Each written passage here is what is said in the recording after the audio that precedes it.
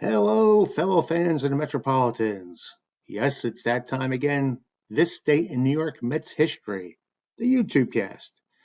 So glad you could join us. And as always, we start off these YouTube casts celebrating birthdays, transactions. Well, guess what? There's no transactions today. So if you were thinking you were going to talk about, I was going to talk about transactions from July 6th on this date, guess what? You're wrong. There are none. But anyway, we do have a couple of birthdays to celebrate. Who's ready? Who's got their birthday party hats on? Raise your hands. Okay, good to see. We have Willie Randolph celebrating a birthday today. Yes, yes, Willie. Born this date in 1954.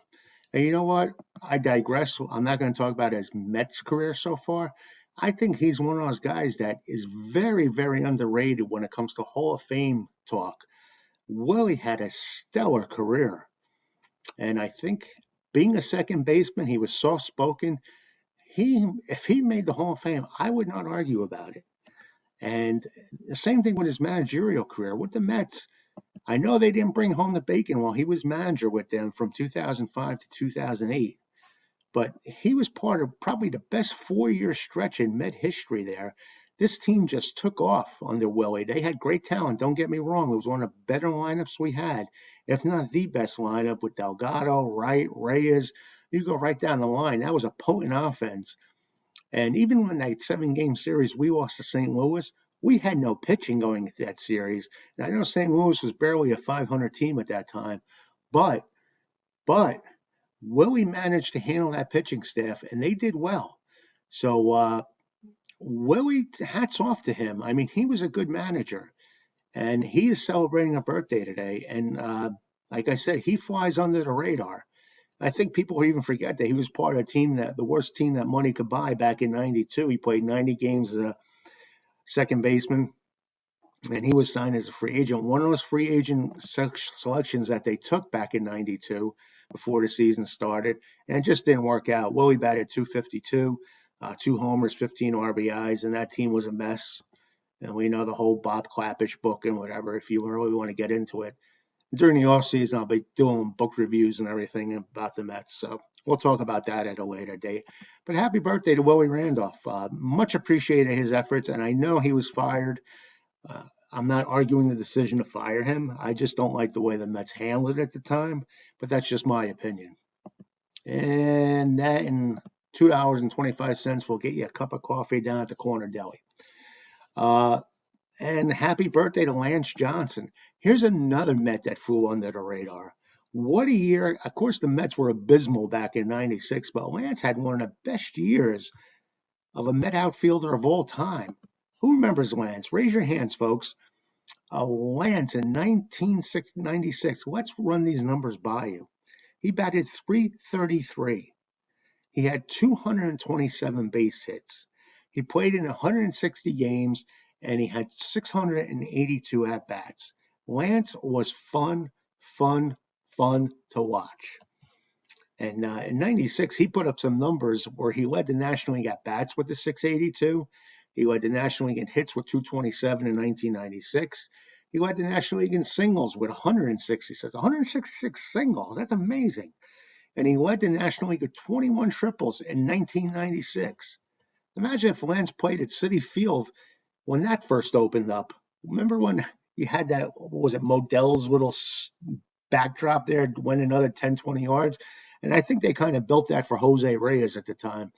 But imagine if Lance played there, he might have had 30 triples that year, because Shea was not that conducive to triples unless you smack the ball right down the line. But yeah, happy birthday to Lance Johnson. Good. Speak, Stan, speak. Good dude. Anyway, that's what happens when you're live. You can't edit these marbles in my mouth.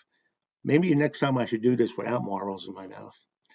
But anyway, as we always do, we're going to remember this date in Met history. What do you say we go back? Let's put on our time machine hats. This hat right here is going to take me back 51 years to 1970. And it's going to help us remember Tommie Agee hitting for the cycle. That was Monday, July 6, 1970. Gil Hodges, reigning world champion Mets, were in first place, 44-36. That's almost quite similar to this year's record. Well, I hope we have better results than 1970. We didn't win the pennant that year. And they hosted Red Shaney's St. Louis Cardinal to a 39-41. Now, for a Monday night, it wasn't a bad crowd at Shea. 36,801 came out, and Jim McAndrew took on the Cardinals pitcher Jerry Royce. Now, here's the lineup. The Cardinals, for those old enough to remember, the Cardinals had an exciting, good lineup. Check out some of these names. Lou Brock, left field leading off. Jose Cardinal, center field batting second. Joe Haig, right field batting third. Dick Allen, yes, Dick Allen, could hit a ball farther than anybody and harder than anybody at first base batting fourth. Joe Torre, what a year he had. Third base batting fifth. Ted Simmons catching batting sixth. Julian Javier, one of the best glove men of his era, batting seventh. And Dal Maxwell, another good glove at shortstop, batting eighth and playing short.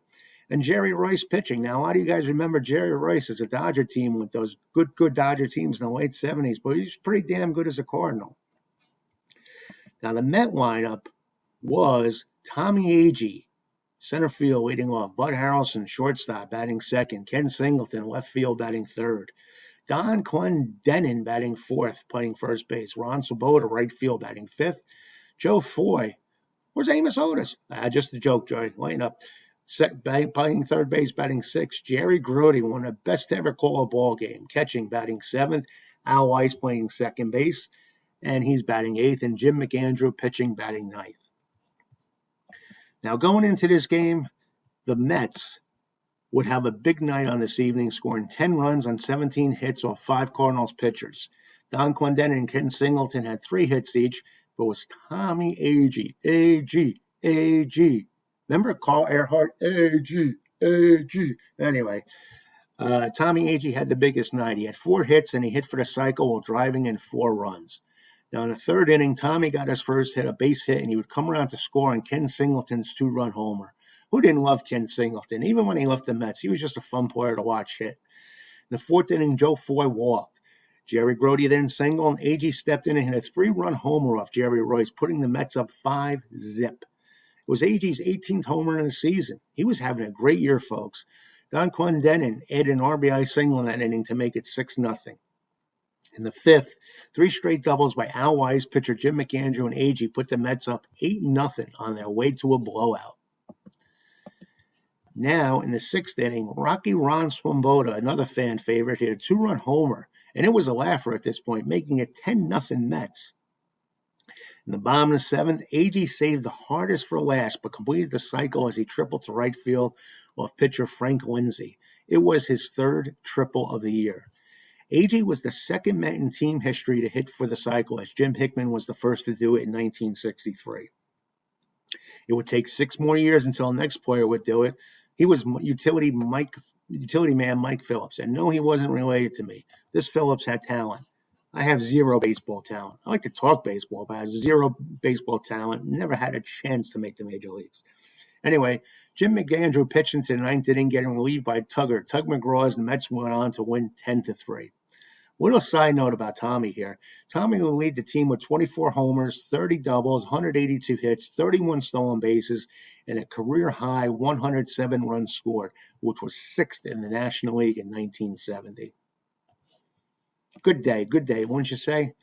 Now, what we're going to do is talk about Gil Hodges' big day in 1962. Now, it's Friday, July 6th, 1962.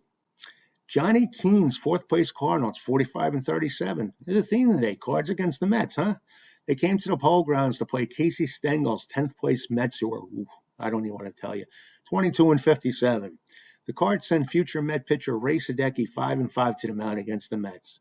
Roger Craig, 4-11, pitched for the Mets in front of 14,515 fans. And we read the lineup of the Cards in 70. Well, Julian Javier was on that team too. Before I digress, let's go through the lineup. Kurt Flood, center field, leading off. Julian Javier, second base, batting second. Bill White, first base, batting third. Stan Musial, left field, batting fourth. Ken Boyer, batting fifth, third base. Carl Sawatsky, catching, batting sixth. Charlie James, right field, batting seventh. Julio Gotay, shortstop, batting eighth. And Ray Sadecki, pitching, batting ninth. For the Mets, we had Elio Chacon, shortstop, leading off.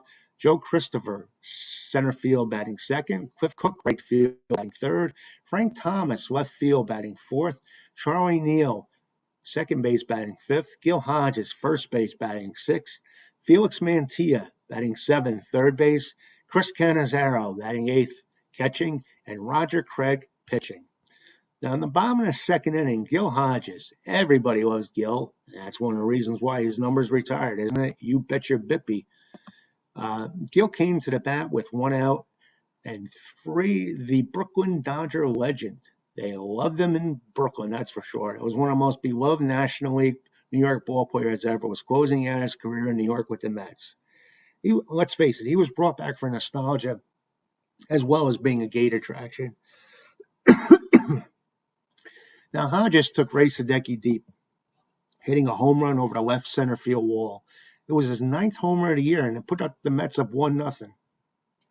But even more importantly, this home run was historic. It was the last one that Gil Hodges would hit in his fine career. It was home run number 370, putting him at the time 10th on the all-time list. It also put him at first on the National League list for homers by a right-handed batter. Now, here's a little trivia thought for you. After the game, Met broadcaster Ralph Kiner interviewed Hodges on his legendary postgame show, Kiner's Corner. Ralph reminded the soft-spoken slugger that he had just broken the NL right-handed home run record previously held by Kiner himself. How ironic. Huh? Kiner's Corner. You're coming on my show and you're breaking my record? But anyway, Hodges would play in just 8 more games that season and retire in April of 1963. His legend would be made when he returned as Met manager in 1968, leading the Amazons to the World Series in '69. At the rest of the game on July 6, 1962, the Mets would score a rare 10 runs. Yes, the 62 Mets won 10-3 against the Cardinals, a damn good ball club. And they scored double figures in runs just 5 times that year. The Mets' third, Cliff Cook, was on third base when Sadecki threw a wild pitch to Hodges, allowing Cook to score. Felix Mantilla added an RBI double. In the fifth, Charlie Neal hit a solo home run to make it 5-0. Now, in a sloppy 8th inning, the Cards made 2 errors and allowed a bunt single, leading to 6 Met runs. Mantilla and Chris Cannizzaro both singled. Then Roger Craig and Elio Chacon reached on errors. Jay Hipkins singled, and Hot Rod Caneal hit his only Grand Slam home run of his career. It came off Cards' Bobby Shantz. Caneal would just hit 6 home runs. So what a crazy day that was, huh, folks? But it was fun. It was fun. And it was part of the whole 1962 Mets war.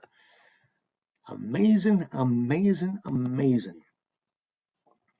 Well, anyway, you guys probably want to know something else what was going on. How about 1976? J.R. Richard allowed 10 walks but no runs and shutting out the Mets 1-0 in 10 innings. Starter John Matlack was the losing pitcher. And on this date in 1962, Rod Caneal, appearing as a pinch hitter, hits the first Grand Slam in Met history, going deep off Bobby Chance in the 8th inning of the team's 10-3 victory over the Cardinals at the Polo Grounds. The bases-loaded round tripper comes in the 79th game of the franchise's existence. And what we want to do, as we always do in this group, is talk about what's going on in the group. Now, what I want to do is I actually want to talk about the Facebook group, New York Mets Baseball Way of Life. We're on Facebook. Some of you may be watching this and may not be aware of it, but it's a great, great site. We talk about everything on there. Got some really diehard Met fans in the group and would love it so much if you guys could join. So look us up, New York Mets Baseball Way of Life. Join, and you could be part of festivities. We also do a podcast called New York Mets Baseball Way of Life. It's carried by all the major providers. Subscribe to that, and you'll get updated once a day on when we do that. And if you ever want to reach out to me, you can give me a shout out at philstan41@gmail.com. Would really, really love to hear from you, what you might want to see in the group, et cetera, et cetera. And should be fun. Should be a blast. But anyway, we're going to, as we always do, we're going to talk about what's going on in the group. And one of the questions I asked was, what number should retire by the Mets and why? And we got a lot of good answers. Tyler Murray came in with number 17. Let's just leave it at 17. We know who that is. I don't think he was talking about Felix Mian here. I think he was talking about Keith. Johnny Reagan, good sport. And it's Johnny's birthday. Johnny, if you're watching, happy birthday. You're a good man. His parents' birthday, wedding anniversary, I believe. I'm sorry. It's his parents' wedding anniversary. And they had a great child named Johnny Reagan. He's a great group member. He mentioned number 8 for Yogi Berra and Gary Carter. Anthony Morosco, a guy who says, let's get Gil in the Hall of Fame, says, I'd say number 4 or number 10 for Rusty or 20 for Agee. Anthony, we're going to get Gil into that Hall of Fame. And after I just read what happened in 62, we need him in the Hall of Fame. Ron Davis always has a good opinion. He says number 17, Keith Hernandez. Eileen Lerner, 17 or 8. I think we know what she's talking about. She's talking 86 Mets, Hernandez, and Carter. Eric Coleman loved the Kong Man. I guess he loved his moon shots, as they like to call them. He suggests Dave Kingman, number 26. Ralph Tycho. Now, I don't know what number the Polo Grounds wore, but Ralph Tycho's considering that the Polo Grounds shouldn't be retired. Well, I think there's an apartment building on there anyway, but if we can get the Polo Grounds and hoist up a logo to Polo Grounds, I'm behind you, Ralph. David Diaz says 17 needs to be retired. I agree. Andy Fogel says stop, number 4, number 10. Mark Regal, he says you got to believe it. Well, he says Tug McGraw, but he's got to believe that Tug should be retired. And a lot of people love Tug. Mark even comes out and says he was the pulse of the 73 Mets. Glenn Schur, one of the great guys and a great Ranger fan, says definitely number 17 and number 8. David Aricchio had his doubts about someone being retired. He says no one as of now. And Tony Zarub says 17, Keith. I think, me personally, I think Keith is the next one up there. And Gary Carter. And they could even do it on the same day. But both should be retired. That's just my opinion, and I'm sticking with it. And what else were we talking about? I think the subject of pinch hitters came up. And I'm just trying to find what some of you guys said here. Yeah. That could take forever. Anyway, here it is. I asked, who was your favorite all-time Mets pinch hitter? And some of you gave us some good answers. Ciro Grassi says Rusty. We know who he's talking about. Mr. Ribs himself, Rusty Staub. Jason Wynn says Kelly Johnson in late 15 was clutch. And yes, Kelly's a big reason why we won the National League East in 15. Good answer. Rob Gradamowitz says Super Joe McGilling. And was he a fan favorite or what? I know a lot of people were saying Joe should have gotten the manager's job at one point or another, but it never worked out that way. Well, that's it for this one. That's day in Met history. And like I said, if you like the YouTube cast, hit like. If you want to subscribe, we're going to be putting up at least 1 a day, maybe 2 a day. Who knows, even more if I got something brilliant to say, which doesn't happen that often. But you can subscribe and you'll be updated every time one pops up. And enjoy the day. It's hot in New York. Hot time, summer in the city. Is that how that song goes? Back of my neck getting dirt and gritty. Help me out, please. Anyway, that's it for now. Enjoy the day, and don't forget the Grominator goes tonight. Should be a fun night in City. So we'll talk about that stuff tomorrow, as always, and enjoy the day. Enjoy the first place Mets as we continue our quest for a pennant. Take care, folks, and again, thanks for watching. It means a lot to me.